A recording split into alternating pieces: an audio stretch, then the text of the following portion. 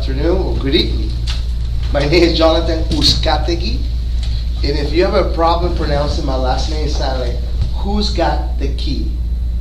So it's a good way to, if you, oh man, that last name is, it's a little L.I.G.H.T, by the way. My family's originally from Spain and moved to Venezuela, and I am an American citizen by choice, a Venezuelan by birth. I moved to the United States a little over 20 years ago, about 20-something, 5 years ago. I used to go back and forth until I was not able to go back to Venezuela, so I decided to stay in the United States. It was the best thing I ever done, the best decision of my life. And today I'm going to talk to you guys a little bit about what happened in my native country of Venezuela. These same ideologies that destroy my native country are the same ones that are destroying the United States of America. I tell people all the time, I watched this movie before in Spanish, and I'm watching it right now in English. You cannot make these things up. For me to predict so many things that I see happening, like when I was talking to you, I started to notice him probably 10, 11 years ago, probably happened before that, but I was so occupied, trying to, I'm a very successful business owner, and I was just more focusing on making money and enjoying my American dream than I didn't want to do or pay attention to politics. But a time and place where politics had to become part of who we are. We can no longer ignore politics because it starts affecting you and everything in your life. So you're no longer can be, okay, well, no more politics. No, I don't want to deal with politics. So what happened to us in Venezuela? See, Venezuela was a country that declared their independence 35 years after the United States of America. Our Independence Day is the day after, July 5th. Here's 4th of July, right? But we did something different than this great nation did. When this country declared their independence, they asked George Washington to become the king. He refused that idea and became the first president for 2 terms and allowed the Democratic Republic to be in place. We went a different way. See, our founding fathers came here. Some of our founding fathers came to the United States and brought a lot of ideas from here to Venezuela. See, a lot of people don't know these things. Venezuela was a republic, a democratic republic, with 3 branches of government. Constitution, just like the United States. At one point, we also have 2 major political parties in charge of our politics. Sound familiar? One was called COPEI. That one represented the conservative Christians in Venezuela. The other one was called Acción Democrática. That one represented the liberal socialists in Venezuela. Right? So we allow the dictators, we didn't win the same way the United States went. We allow the generals to govern Venezuela into earlier 1960. So these generals became our dictators into the early 1960s. So what happened to us? After we got rid of our last dictator, his name was Marcos Pérez Jiménez. We do something so well, conservatives. Like I was telling you earlier, we started opening business, take care of financials, worship God, mind our own business, take care of family, and stay away from politics as much as possible. This is something that conservatives do so well. We stay away from politics. We just don't want to get involved. We just don't see ourselves, that our mind's not programmed that way. It's programmed just to go to work, take care of ourselves, have our own place, take care of family, go to vacation. We're not into controlling other people's life. But that was being our fault because the other side is programmed completely different than we are. In their heads, they always want to control you.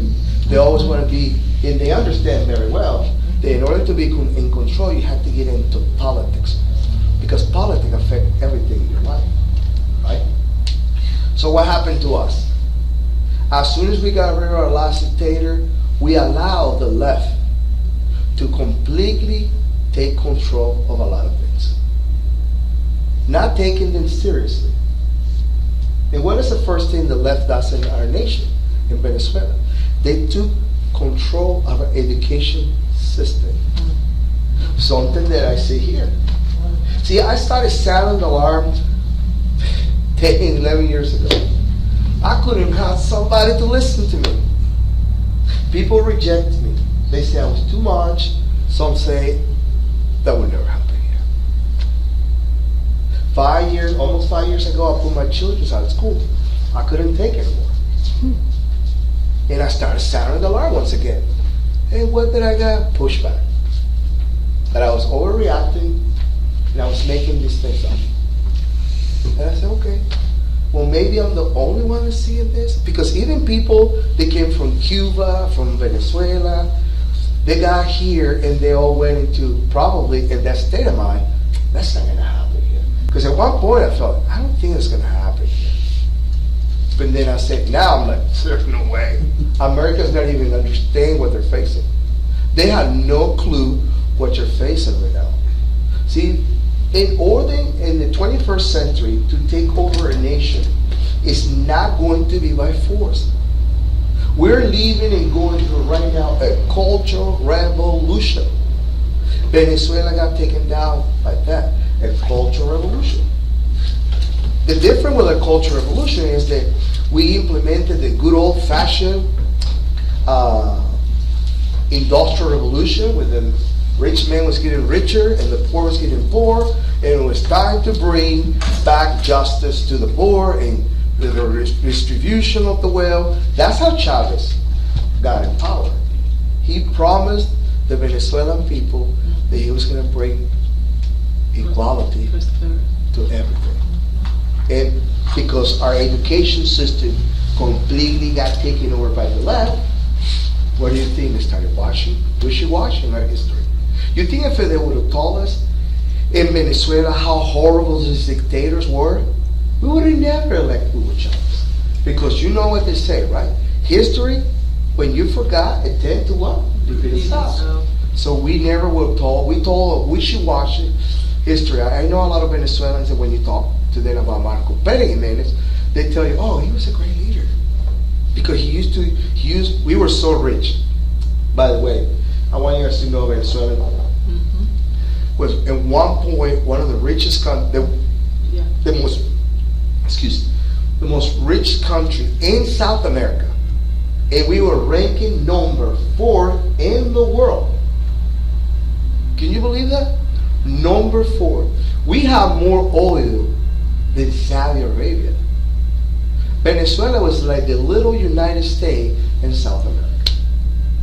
You never, in those times, in the 60s, 70s, 80s, well, the 70s, saw Venezuela moving. We used to have houses in Florida, Miami, California, New York. That was our second homes. Because we were so rich. We were so wealthy over there. But what happened to us, right? We allowed the left to take over our education system. And what did they do? They put a plan in place that they knew in the right time, when the opportunity presented, they knew they were going to come back to rise up to power. And it only took 50 years from our last dictator to the rise of Hugo Chavez. 50. What is the first thing that Hugo Chavez does when he comes into power?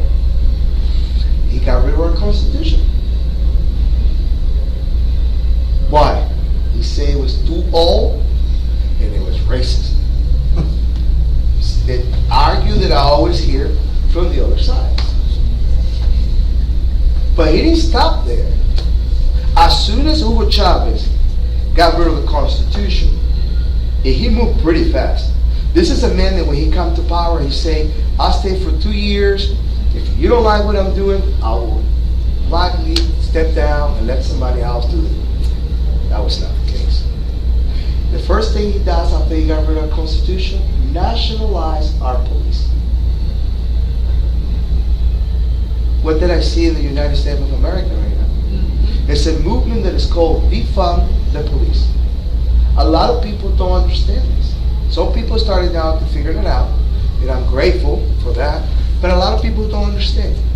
See, defund the police. The whole intention of defunding the police is to make crime rise up. Our local police are not going to be able to handle the situation. So what do you think they're going to do? Ask the federal government for assistance. So I'm pretty sure you all know about it. The more the federal government give you money, the more rights it can offer you, right? But that's not going to stop there. You will see politicians coming together, once because they don't know, and the other side, they know exactly what they're doing. And they know how to disguise their intention. They're going to come and say to you, in order to end systemic racism and police brutality and gun violence, is to nationalize our police. We'll be able to get everything on check if we can just do this. But they're never going to tell you this. They're going to try to find a solution for a problem they created. They're just going to present it to you different. A lot of people tell me, oh, Jonathan, it's not going to happen here. But still, every once in a while, I get pushback. Not too long ago, we were in, what was the county we were in? Halifax. Halifax. Somebody's pushing back on what I was saying. One person. It's always that person.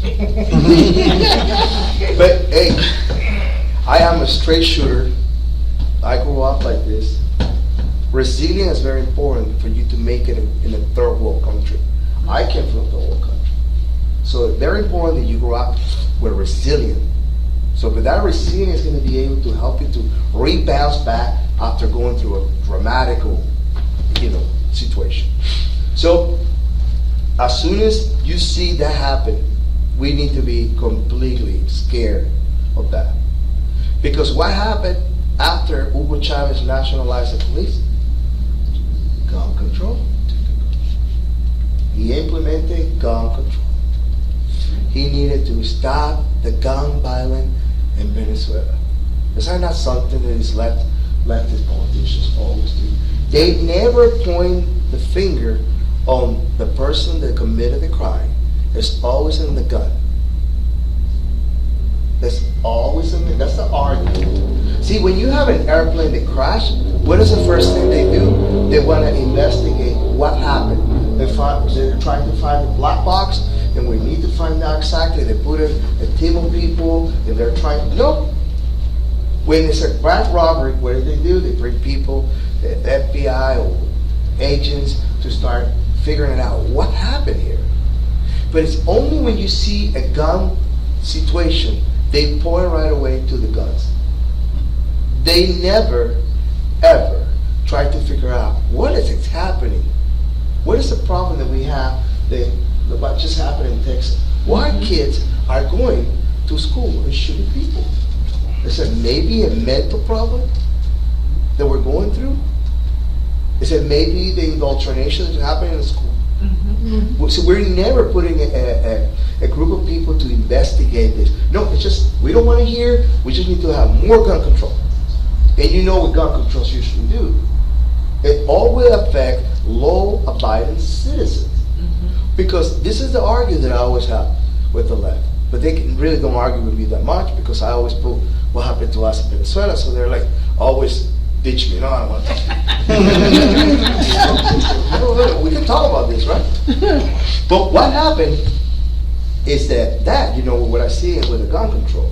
Guys, you know that criminals never pull a gun, a permit to buy a gun. That's right. People that have mental issues are not, well, where is it? Mental issue people go to pull a permit. They're never going to say that. They're just going to put their hands on a weapon, no matter if you make it difficult or not. They will find a way, like criminals do, to find and do what they have to do. So, but that's another thing. So, what happened to us with gun control? Chavez didn't stop there.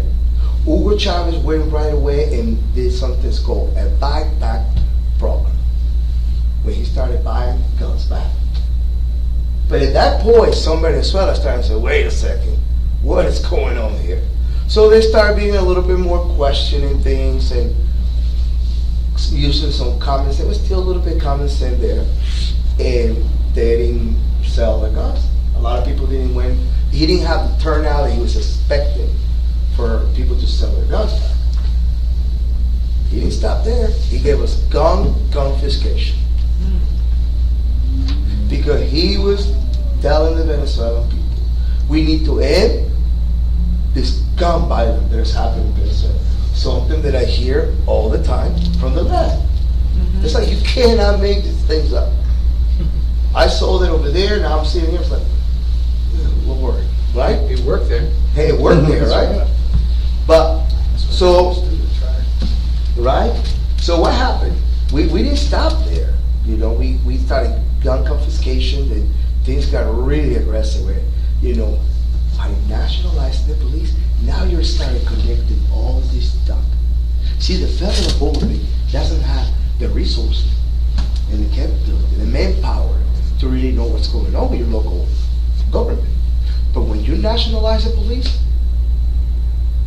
it's all connected.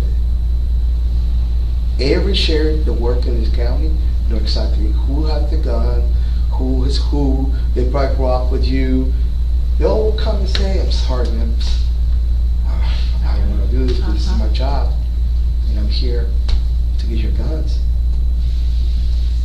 That's the whole purpose. This is how these things get connected, right? A lot of people tell me, Jonathan, not a lot, but you know, every once in a while, I don't think that will happen. We'll fight back. I say,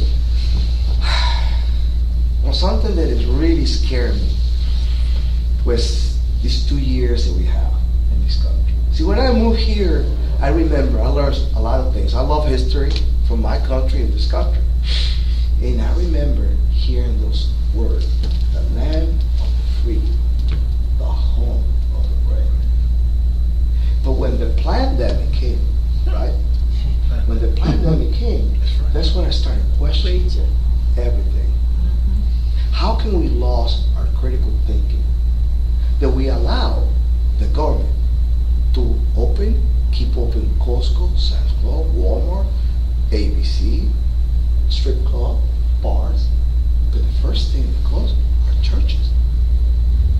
I never saw, and I am not a doctor or an epidemiology or anybody that has degrees, but I have some pretty good damn common sense.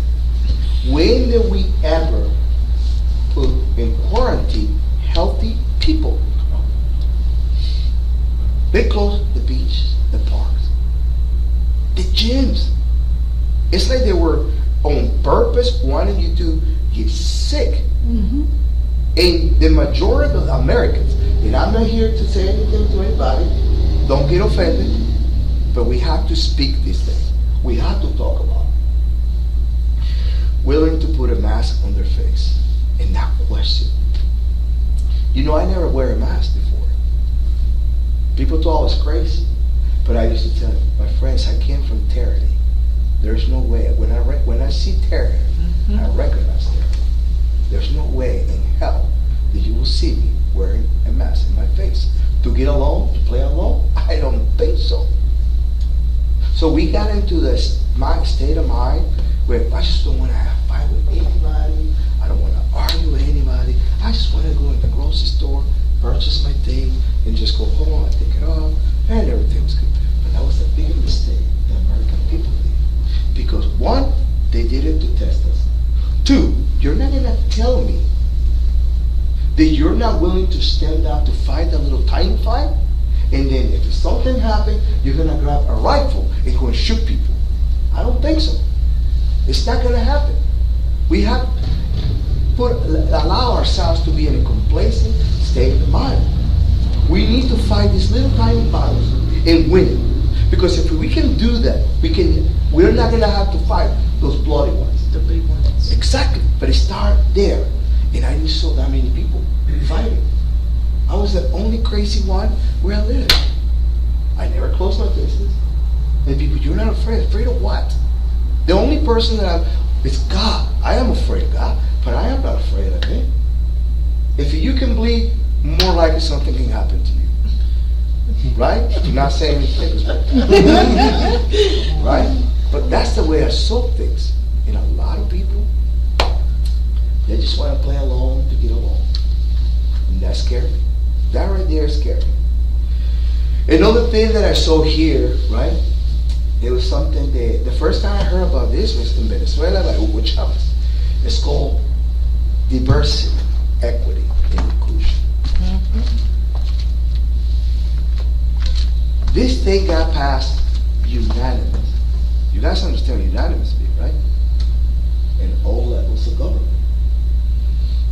My friends, once again, I am coming here. I came from the future to warn you what happened, right? That's my joke. I always tell people, some people used to say, well, you came from the future to tell us what's going to happen. I tell you one thing. I see the diversity, the equity, inclusion differently than everybody sees. I see it a way to bypass the United States and the state constitution. You want to know how? Well, in the name of diversity, they will dismantle the system as we know it, because the system is racist. And we have to have diversity. We have to. And everything. I say, look it up. It's probably in your school board, in your county, in your city council, in the state, in our churches. And our armed forces are preaching that stuff. The military, our police forces. Don't believe? Look that up. And the most scary part is like how you have over 100 major corporations. Look this thing up, don't believe what I said. They're preaching to their employees diversity, equity, and inclusion. By the way, if you didn't know, that was Marxist 101. See, what happened to us in Venezuela?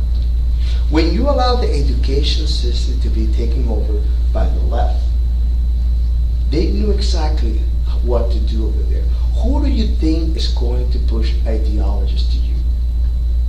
Doctors, professors, lawyers, engineers, architects, bankers. What a best way to push agendas. You would never expect it. What did I see here? Those lawyers became attorney generals, district attorney, and your judges. Those doctors became those people that work in the health department.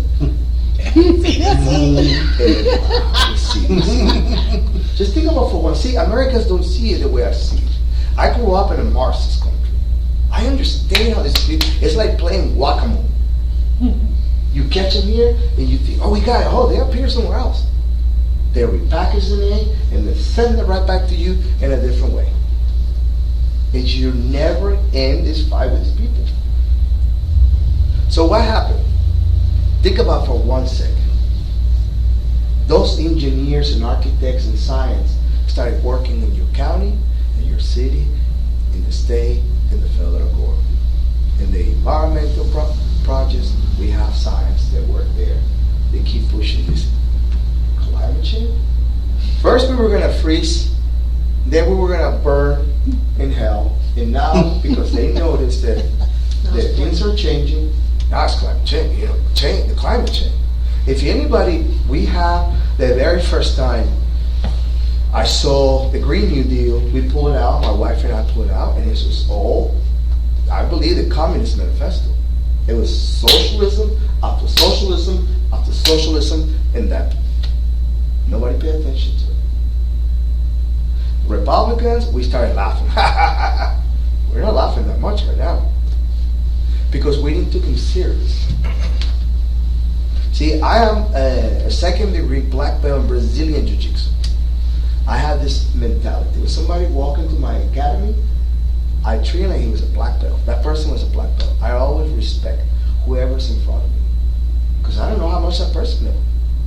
Politicians on our side have completely taken these people by, there, Joe, don't worry about it. But I don't think we're laughing that much right now. Now we're starting to worry and panic about these things. So think about that for a second. Another thing that Chavez did in Venezuela. He never closed our churches. He never did that. He modified our religion. He brought Santeria.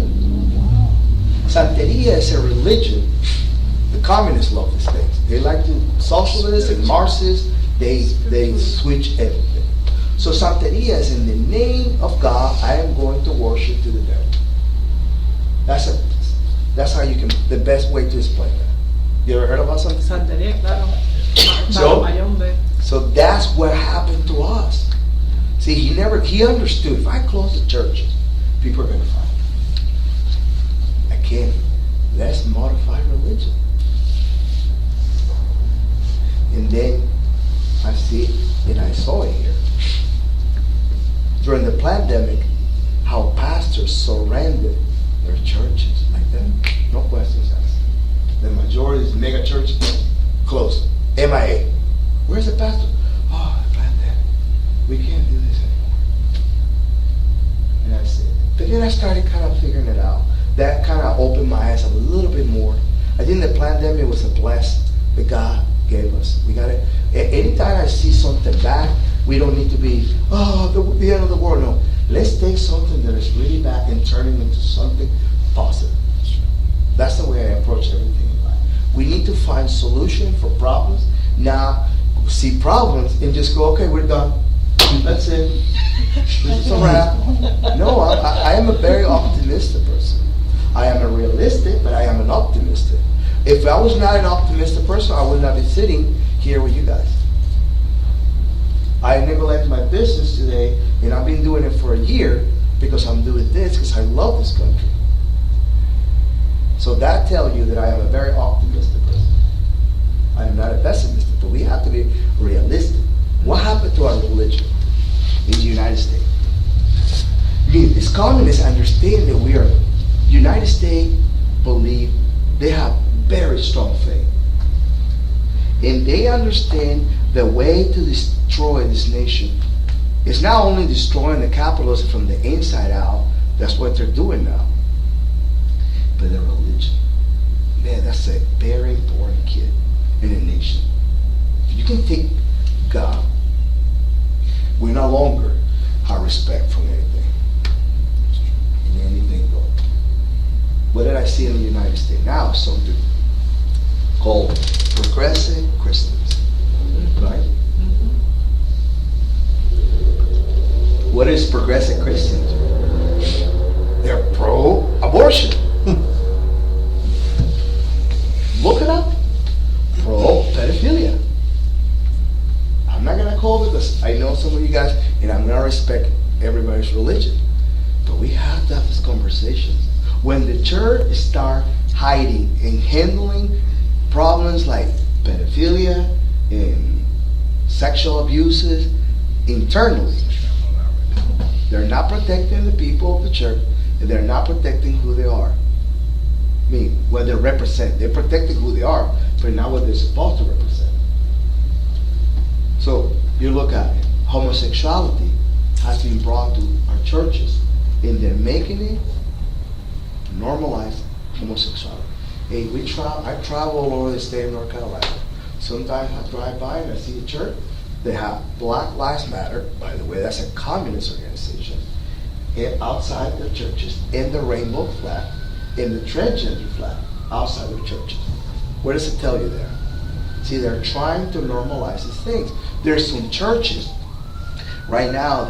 They're having drag queen story time. Oh, see, yeah. You seen it? Yeah, I've seen it. Okay, so that's part of how do you modify the religion.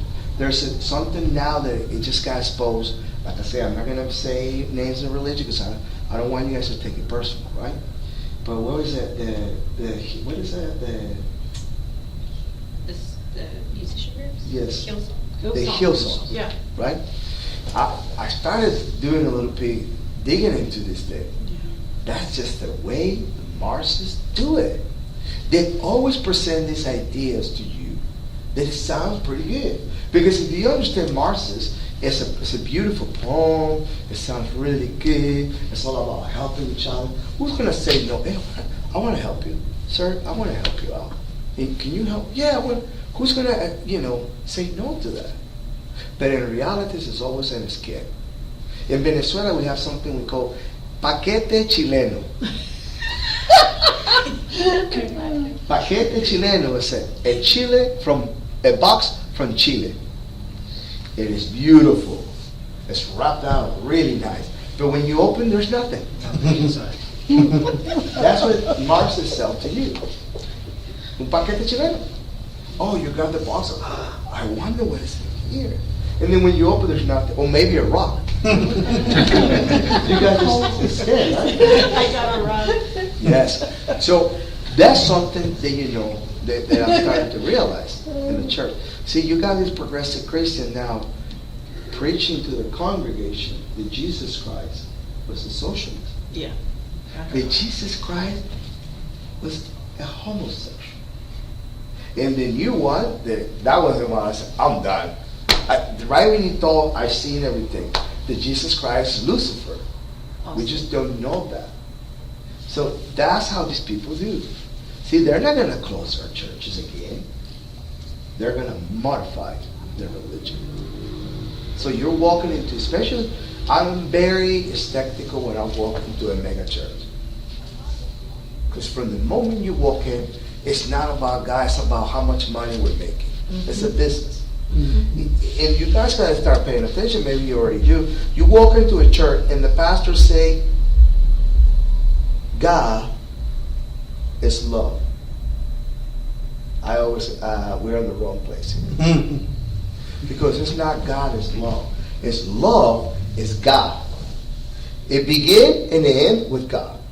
That's right. When we say the opposite of that, we're opening the doors for everything to come into. You're a homosexual? Come in and tell us how you want us to act. You're the minority. It's going to tell the majority how should we doing things. That's what you see right now. Why? I honestly believe the Marxists gave us these names. We took it and we went along with this. Why do you think they call us the silent majority? Think for 1 second. Who came up with this nonsense? The silent majority. So who's running around the whole country making all these things? The minority are the loud ones. And they're pushing everything to the majority. So it's time for us to start reinventing who we are. We can no longer be the silent majority. We have to be the loud majority.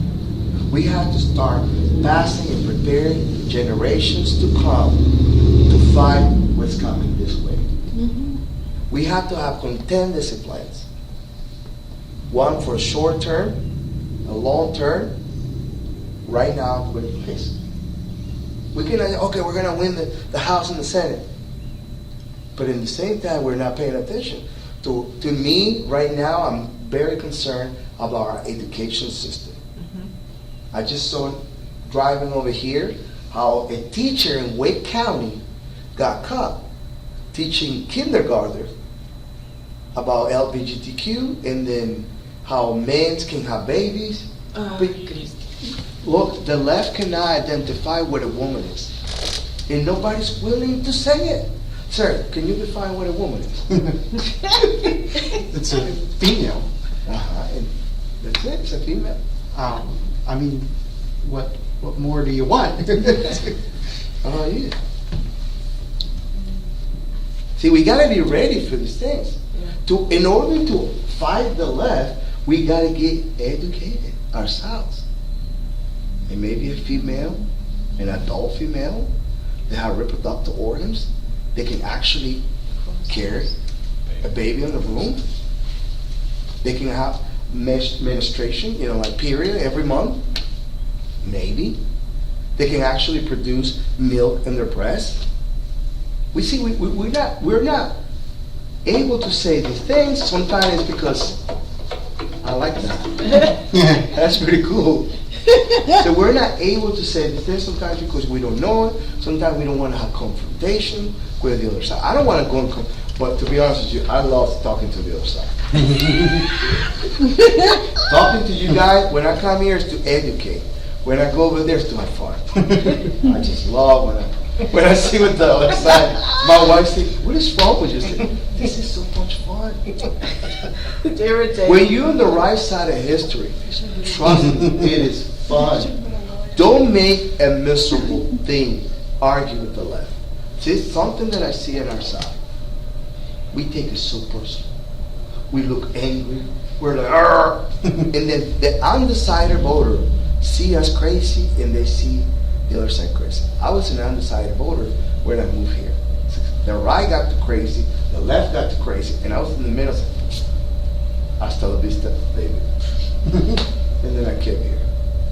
So we need to start making ourselves, educate ourselves, make ourselves a little more appeal. So we get more people from the undecided side. They usually are the ones that determine elections to come and join us. But we need to not longer fight the other side. We need to start creating a parallel ecosystem that our side looks better, we're happier. The heck with the other side. You're not going to change their mind that they're not going to come and change. Sir, would you like for me to take down that flag? You don't look like that person, right? Would you like me to change that flag? Make it pink, green? No? Would you like it the way it is? I like it. But nobody's going to come and change their mind about that. So you're not going to be able to do that to them. So they are programmed that way, and more likely, a lot of these people are radicalized, are not going to see anything different. See, in the name of diversity, they will try to dismantle the system as we know it. In the name of equity, they will come and do the redistribution of the wealth. But the inclusion is the one they're using right now to indoctrinate, twist the mind of our children. Because at this point, they're not after you, or you, or me. They know we're not going to play their game. They're after our children. They see something that you guys got to understand about the left. The left plan for long-term seasons. We plan for short-term seasons. We want to plant annuals. These people are planting oak trees. You guys know how long sometimes an oak tree can stay for? 300-400 years. So the way they run things is for long-term jeopardy. So we need to start modifying how we think to be able to fight the left. Because that inclusion, my friends, these three things can bypass the Constitution. These departments are growing in the local, state, and federal level. They're just growing and growing and growing and growing and growing. Nobody's paying attention. One day we're going to look back and say, okay, we got all the schools taken care of. Yeah. In the equity, diversity, inclusion, it's into our medical industry, into our capitalism, into everything. And we're like, oh my God, nobody pay attention to this. See, if they get to indoctrinate our children, and those children start having children, they pass those ideas, and the majority of us no longer here in 30 years. I see one generation to two, the United States will become a communist state.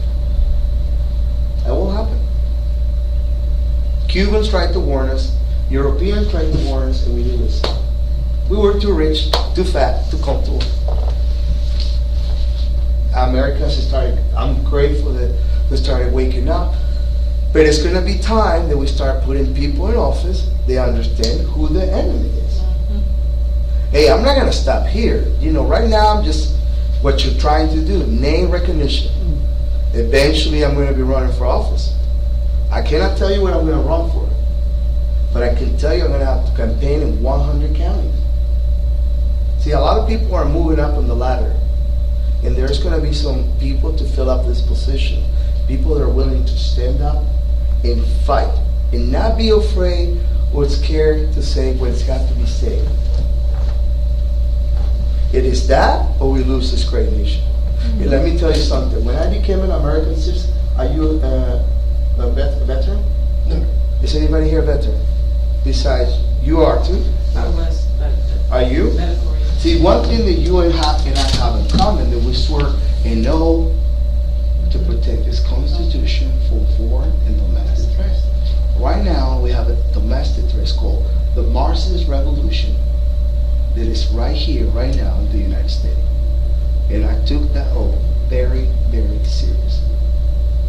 Because if this country falls, where will we all go?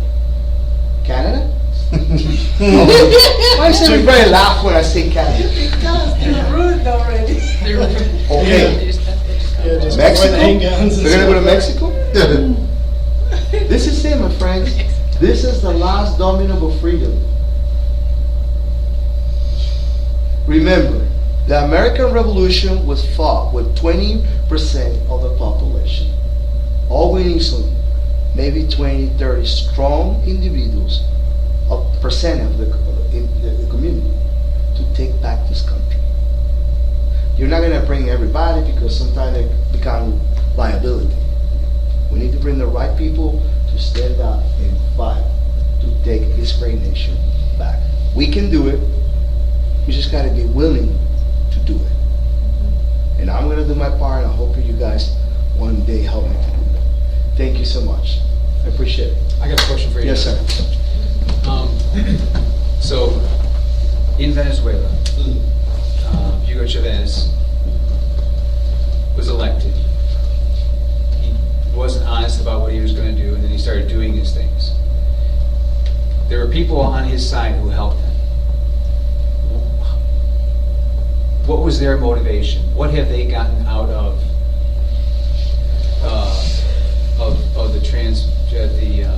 the change from a rich country to a very poor country? See, our revolution was on the good old-fashioned, the industrial. You guys familiar with the industrial revolution, where they tried it in Europe, but then it never really got successful? We tried that. So that's 50 years of the indoctrination. It's deeper. We got to go back to what we were talking about. You think politicians are very smart, right? But they're not. See, our politicians did something horrible in Venezuela. That we were so rich and we didn't invest in anything else. Me as a business owner, I do not put all my eggs in one basket. I cannot just advertise in one. I'll give you one good example. I have an academy in a gym. I cannot just advertise in one platform and expect that things are going to be successful. I have to see as many platforms and see and invest in what you want is going to bring me the best result. So when you have politicians that all they did was invest in the petroleum industry, they were getting all this money and spending it and getting loans, thinking, oh, we'll get that money in 10 years, 5 years, because we're still getting all, not thinking that the market might crash one day. So they didn't want to invest in agriculture. They didn't want to invest maybe in manufacture. See, all the factories you see in China, Taiwan, there could be, me as a politician said, man, let's bring this factory to Venezuela. It's right there to the United States. It's going to be cheaper for them. We're going to be making money, and we're not only relying on the petroleum industry. Because anything can go down, up and down, gold, silver, oil, you name it, right? But that's what they did. They got complacent, they saw too much money, and you think these politicians are smart? No, they're not. I honestly believe that for you to run for office, you should have some kind of like business, previous history of business. Believe that, yes. Because the government is not into the business to make money, right? No. But if at least we can make it efficient to not make money, but not waste money, and then we'll be okay, right? But that's what happened. 50 years of the indoctrination, destabilizing the middle class people, getting an economy so bad, by the time he got him in office, look, I'm pretty sure you're all patriots, right? And you love this country, right? But let me put it to you this way. There's nothing to eat, there's no work, and you have, how many kids you have? 2. You gotta take care, you gotta feed these children, take care of a roof over your home, to, put a roof over these children. But there's no job, there's no money, and I come as a politician and say, what was your name again? John. John, if you elect me, I will make sure I will push more money into affordable housing so you can have a free home, courtesy of the United States of America. Oh, and you will have as many food stamps. Are you going to look at the flat or are you going to look at your kid? That's what happened. You destabilize the economy, indoctrinate people, and give you no other choice to sin. See, for this socialism, my friend, for this Marxist, socialism is a religion, and God is the government. That's how they see this. So that's what happened to us. We destabilized the middle class people. We created two, the beggar rich and the super poor. And we started pushing this, like I see here a lot. It's every city council, every county commission, the majority of these people always run, and especially the Democratic side, affordable housing. Oh, yeah. They love that. Why? That's socialism 101. That is socialism 101. See, socialism has always been in the United States. Now it's just ramping up. Now it's gotten really, really bad. Any city council race is always, especially the Democratic Party, big campaign in affordable housing, and people fall for that crap. I never saw until I moved here how kids in this country spend thousands and thousands of dollars to go to college to work in a restaurant. I mean, nothing wrong to work in a restaurant, but I am an immigrant. I came here, I made wealth for myself. I always saw the United States fishing with dynamite. That's how the hell are you poor in this country? It doesn't make any sense. How can you be poor in this country? It doesn't matter. It doesn't make any sense. But if you do not educate in a school, what you do is indoctrinate. You dumb down the population. That's what they like. The dumber the population are, the easiest for them to be in charge. So, But what about the people that were with Chavez early on and were, how did they work out? Did things work out for them? Did they get what they wanted? no, sir. The Communist Manifesto called these people, and I'm pretty sure you heard this, the usual idiots. They use them, and they're idiots. As soon as Chavez got in power, he started chopping head offs. Why? Yeah. Because you know how to destabilize the nation. How in the world I'm going to have you running around when you can do the same thing I did to me? Yeah, no longer need. The moment well, Jonathan said something I didn't like. Hey, we all probably agree to a lot of things, but I'm pretty sure we start having some very deep conversation. You might disagree with me in one thing, you might disagree, and it's normal. We're not going to agree. How boring this will be, right? If we all agree, yeah, we all checking yes, unless we're all Marxists. Right? So that was what happened to a lot of people. They went to Florida, they went to Europe, they went to other parts of Central and South America. They fled the country. Chavez chased them out. Oh yeah, he put them in jail. Put a lot of people in jail, and when one person said, well, so-and-so got in jail because he questioned this. You know, say, hey, comandante, what do you think I'm doing? What's going on? Well, you're questioning my commander. Okay. You guys never saw a movie called The Dictator? Yeah. Watch that movie. You turn around, I talk to you, you turn around, I tell one of my soldiers, get rid of that person. Because you question, you cannot question somebody like that. And that Chavez, well, the thing that Chavez had, he had a lot of charisma. Now, when Maduro took over, Maduro said, they're always like that. You get rid of one, do you think he's bad? The next one is even